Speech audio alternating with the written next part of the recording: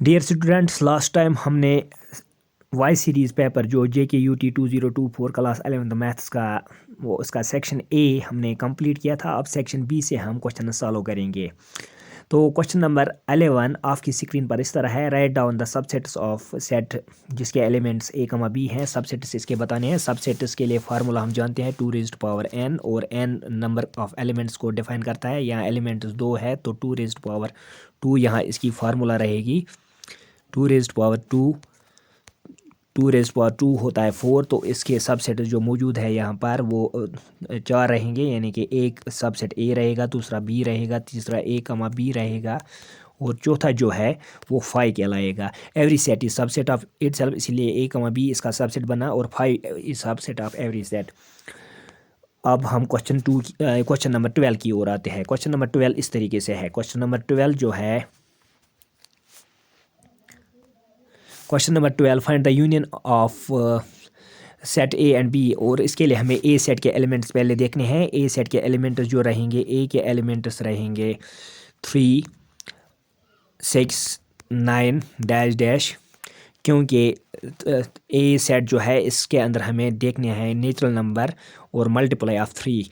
3, 6, 9 ये natural number भी है और मल्टीप्लाई ऑफ 3 है। और बी सेट के एलिमेंट्स जो रहेंगे, बी सेट के एलिमेंट्स ऐसे नेचुरल नंबर जो 6 से लेस देन है, 6 से लेस देन 1, 2, 3, 4, 5 तक जाएंगे हम, यानी इसके एलिमेंट्स 1 से लेकर 5 तक रहेंगे। अब ए यूनियन बी अगर हम बना लेंगे, ए यूनियन बी, यूनियन में हम एलिमेंट्स को कंबाइन कर लेते हैं, तो इसके लिए यूनियन जो रहेगा 1, 2, 3, 4, 5, 6 डैश डैश ऑनवर्ड्स, ये एलिमेंट्स इसके यूनियन में रहेंगे ए यूनियन बी के अंदर।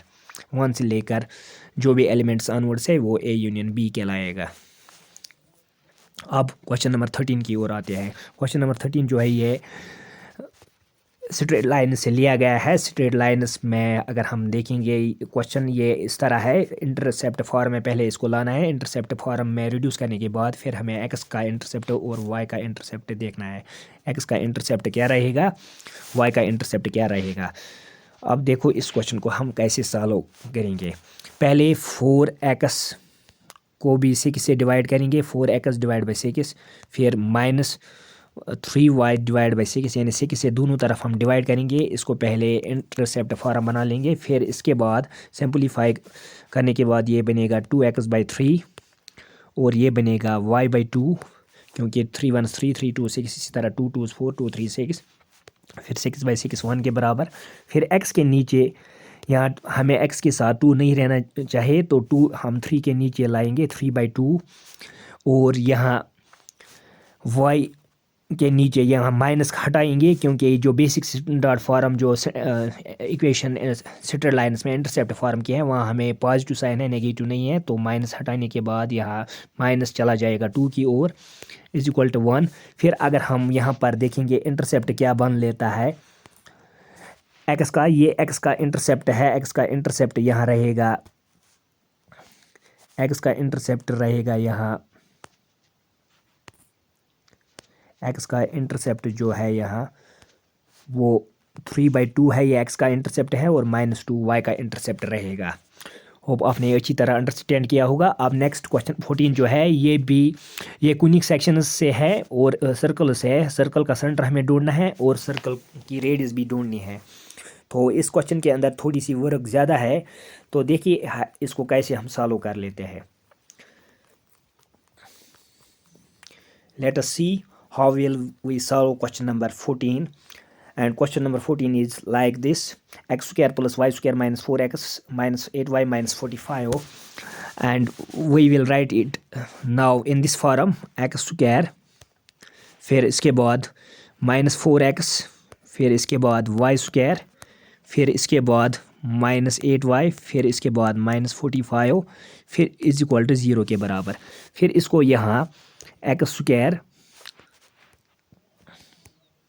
फिर इसके बाद यहाँ एक्स स्क्वायर, फिर -2 फार्मूला की, यानी a माइनस बी का होल स्क्वायर हम बनाएंगे यहाँ, फिर यहाँ एक्स रखेंगे, फिर यहाँ अगर नज़र छोड़ेंगे 4x की ओर, यहाँ 4x है, यहाँ -2 इंटू एक्स 2x ही कहलाएगा। तो इसका मतलब यहाँ हमें टू इसको मल्टीप्लाई करना है तब ये 4 बनेगा। 2 इंटू 2 4 होता है, और ये जो 2 बन गया ये बी का काम करेगा, तो यही स्क्वायर हम ऐड भी करेंगे, यही स्क्वायर हम सब्ट्रैक्ट भी करेंगे। इसका स्क्वायर ऐड भी करेंगे, इसका स्क्वायर सब्ट्रैक्ट करेंगे। अब हम आते हैं इस पोर्शन की ओर जो वाई में बना है, तो हम लिखेंगे प्लस अब वाई स्क्वायर, फिर इसके बाद -2 फार्मूला का लिखेंगे। अगर यहाँ +8y होता तब हम +2 लिखते, यानी हमें यहाँ बनाना है a माइनस बी का होल स्क्वायर दोनों प्लेसेस पर, x के लिए भी y के लिए भी। तो यहाँ पर 4 लिखेंगे। अब पहले y लिखेंगे उसके बाद 4 लिखेंगे, क्योंकि 2 4 बनेगा 8 और साथ में रहेगा y। ये जो 4 बन गया इसी का स्क्वायर हम ऐड करेंगे, इसी का स्क्वायर हम सब्ट्रैक्ट करेंगे, फिर लिखेंगे -45 इज इक्वल टू 0 के बराबर है ये। अब इसके बाद नेक्स्ट स्टेप पर देख लीजिए क्या करेंगे हम नेक्स्ट स्टेप पर।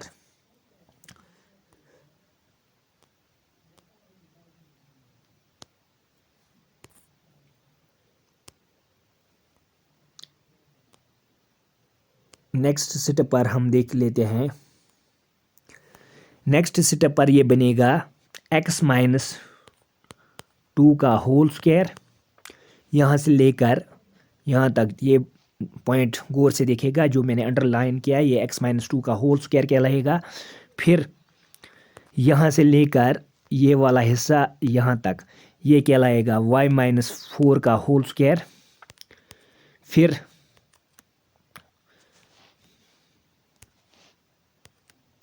फोर का होल स्क्वायर यहाँ कहलाएगा। फिर इसके बाद ये जो यहाँ -2 स्क्वायर रहा ये बनेगा -4, और यहाँ ये जो -4 स्क्वायर रहेगा ये बनेगा -16, फिर माइनस है 45 इज इक्वल टू है 0 के बराबर।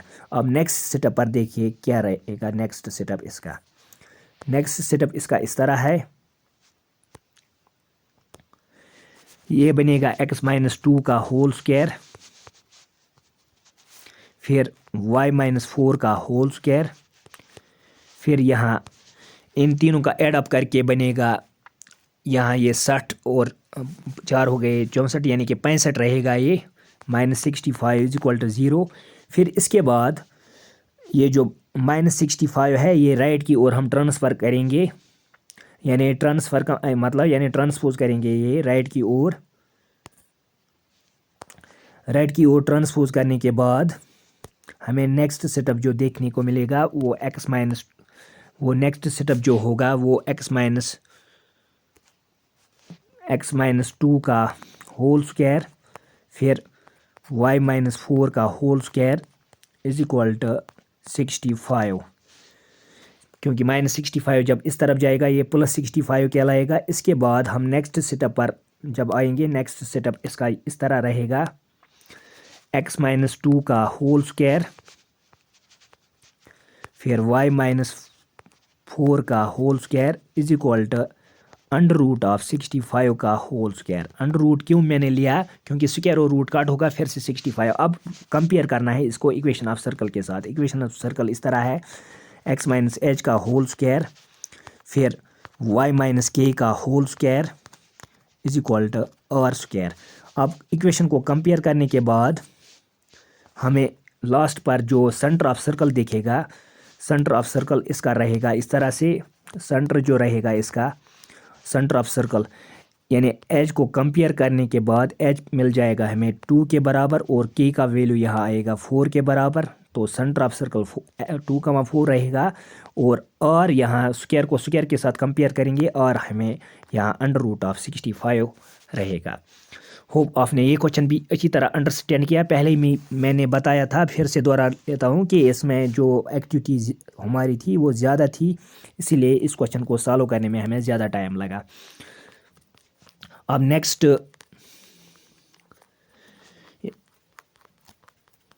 इस क्वेश्चन के अंदर प्रोसेस लंबी थी, लंबी होने के कारण ज़्यादा टाइम इसने लिया इस क्वेश्चन ने हमें सॉल्व करने में। अब नेक्स्ट जो है नेक्स्ट क्वेश्चन नंबर 15, ये भी कोनिक सेक्शन से है, ये पैराबोला से है। ये पैराबोला से लिया गया है। पैराबोला का कंसेप्ट हमें होना चाहिए यहाँ, तभी हम इस क्वेश्चन को सॉल्व कर सकते हैं। यानी कि यहाँ हमें क्वेश्चन जो 15 है वो इस तरह है। क्वेश्चन 15 इस तरह है कि हमें पैराबोला की इक्वेशन बतानी है। पैराबोला की इक्वेशन क्या रहेगी? फोकस दिया गया है, फोकस को कंपेयर करने के बाद, या फोकस जो है, फोकस a,0 जब हम कंपेयर करेंगे यानी a का वैल्यू 3 रहेगा, और हमें इक्वेशन ऑफ पैराबोला हम जानते हैं। इक्वेशन ऑफ पैराबोला जो होती है, इक्वेशन ऑफ पैराबोला वो होती है यहाँ पर जो हम फोकस पॉइंट है, यहाँ a का वैल्यू 3 है, वो राइट हैंड पैराबोला हमें यहाँ यूज़ करना है। That is y² is equal to 4ax, यानी 4ax का कंसेप्ट यहाँ यूज़ हमें करना है, क्योंकि यहाँ राइट हैंड पैराबोला है, क्योंकि a का वैल्यू पॉजिटिव है। तो जब हम a का वैल्यू यहाँ 3 पुट करेंगे और यहाँ x साथ रहेगा, तो इक्वेशन ऑफ पैराबोला बनेगी लास्ट पर y² is equal to 12x। तो ये इक्वेशन ऑफ पैराबोला रहेगी क्वेश्चन नंबर 15 का। अब क्वेश्चन नंबर 16 की ओर हम आते हैं। क्वेश्चन नंबर 16 इस तरह है। क्वेश्चन नंबर 16 में अगर हम देखेंगे, क्वेश्चन जो है हमें यहाँ वो ट्रिग्नोमेट्रिक फंक्शन से लिया गया है। क्वेश्चन नंबर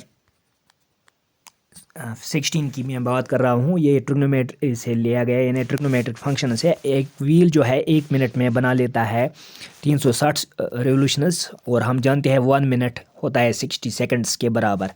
इन 60 सेकंड्स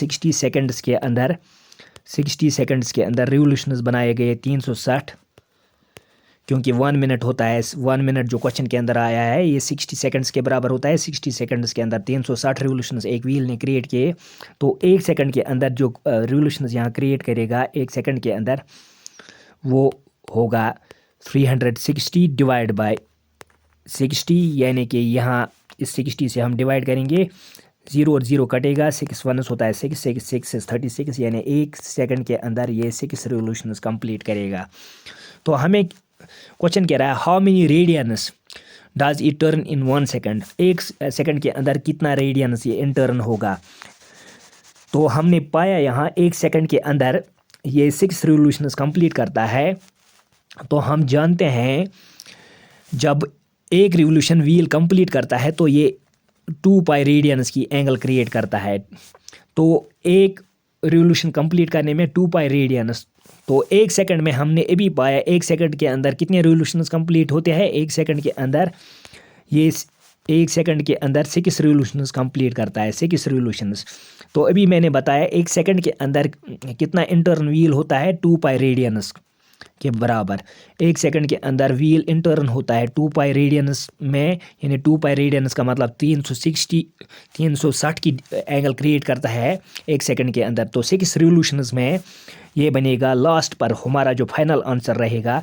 तो ये यहाँ पर टोटल रेडियंस क्रिएट करेगा 6 × 2, यानी 6 × 2 पाई रेडियंस ये क्रिएट करेगा इन 1 second. That will be 12 pi radiance, यानी 12 पाई रेडियंस ये बना लेगा 1 सेकंड के अंदर। इस क्वेश्चन का आपको कंप्लीट सॉल्यूशन भी देखने को मिलेगा मेरी यूट्यूब चैनल में, यानी इशफाक सर मैथ्स वाला। तो वहाँ पर आप इसका कंप्लीट सॉल्यूशन पाओगे। अब नेक्स्ट क्वेश्चन की ओर हम आते हैं। नेक्स्ट क्वेश्चन जो है हमारा वो इस तरह से है, write down the sample space when a coin is tossed thrice. एक सैम्पल स्पेस हमें बताना है कि सैम्पल स्पेस जब हम क्रिएट करेंगे एक कॉइन के लिए, जो कॉइन हम टॉस कर रहे हैं 3 बार हम कॉइन को टॉस कर रहे हैं, तो 3 बार कॉइन टॉस करने पर हमें जो आउटकम्स देखने को मिलेंगे उसी को हम सैम्पल स्पेस में बनाएंगे। तो वो उसके लिए हमें फार्मूला मालूम है, यानी कॉइन के अंदर फेसेस 2 है, 2 फेसेस है कॉइन के अंदर, और हम 3 बार कॉइन को टॉस कर रहे हैं 2 raised power 3, that will be 8।